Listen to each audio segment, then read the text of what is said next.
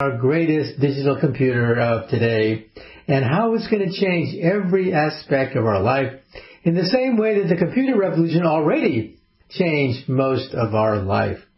Okay, and once again, we're taking listener phone calls, and so give us a call. The number to call is 612-564-8135. Okay, let's move on now, and let's take the first listener phone call. Dr. Kaku, this is Larry Chan from NYC listening on the Internet. If dogs were artificially selected from wolves, why doesn't the military implement artificial selection to evolve sharks, crocodiles, and other dangerous animals? I imagine that if sharks were selectively bred for a few decades, they could be evolved to become obedient to humans, and therefore they could be deployed in combat. Or if crocodiles and bears were selectively bred, they could become loyal to humans in the same way dogs are, and therefore be deployed for ground assault. Why is it that humans have only formed a symbiotic relationship with dogs? Okay, well, you raised a very interesting point. We've domesticated the dogs for the past 10,000 years or so, ever since the ice melted. With the ending of the ice age, we need a companion to help forage in the plains and in the ice, and that's why we bred the dog.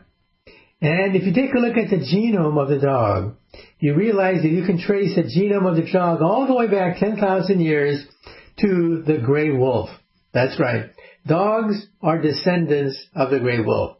Now, given the fact that a dog may live, well, let's say 20 years, just for argument's sake, and you take 10,000 years and you divide by 20 years, then you can calculate how many generations it took to breed the dogs of today. And it didn't take much, okay? And again, you're talking about maybe a few thousand generations of breeding dogs, and you too can breed a wolf into a dog. Then the next question that you raise is, what about a shark? Or for that animal, for that matter, what about other kinds of animals? And yes, it's possible.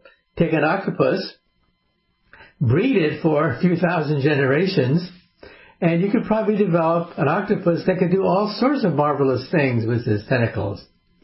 However, I should point out that evolution by itself has no direction.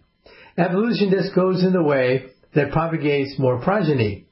But if we were to interfere with that evolutionary process, then we can hone in on evolving certain traits of a dog or a cat. So in other words, is it possible to breed a shark so that it could become a fighting animal that we then bet on? Is it possible to take an octopus and breed it so it becomes semi-intelligent? And the answer is probably yes, but it takes time. In other words, it would probably take a few thousand years to do that. Now, that doesn't mean that we can't accelerate that process in the laboratory, but simply by crossbreeding animals to accentuate certain traits, just look at the dog. All the characteristics of the dog that you see on the streets, most of them were engineered by a human that deliberately selected out certain colors, certain behavior patterns, certain size, all of which were created in the mind of a human being. So is it possible? Yes. Is it practical? No. It would probably take a few thousand years to take an octopus and be able to create an intelligent species of octopods. Well, let me say a few things about biology since we're on that topic. I get a lot of emails about all sorts of things, and rather than answer each one individually, it's better just to answer them collectively on radio. And let's talk about how science is affecting the news. First of all, the coronavirus. Where did it come from? Once again, people are talking about the fact that maybe, just maybe, the coronavirus escaped from a Chinese laboratory. Well, let's take a look at the facts.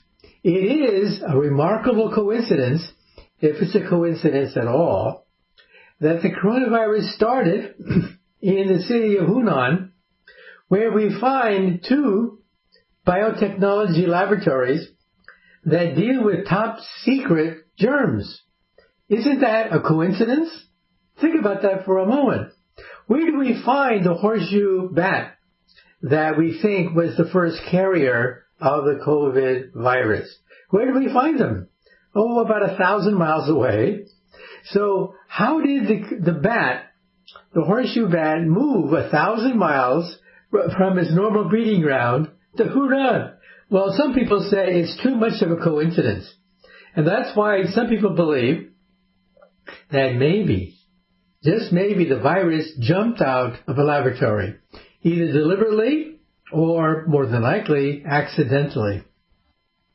Well, the answer probably lies in the archives and files of the Chinese government. It's there. But who has access to those documents? We don't. And that creates suspicion. What are the Chinese scientists and government hiding if they claim that they are not responsible for the virus? Now, let me be very clear about this. I don't know. I don't know whether or not the virus was a byproduct of a germ warfare experiment or whether it simply accidentally leaped out of somebody's laboratory. I don't know. For that matter, the U.S. intelligence agencies don't know either. But the Chinese know. So the way to deal with this crisis is to get the Chinese to open up its files. What are they hiding? Okay, well, let's take a short commercial break.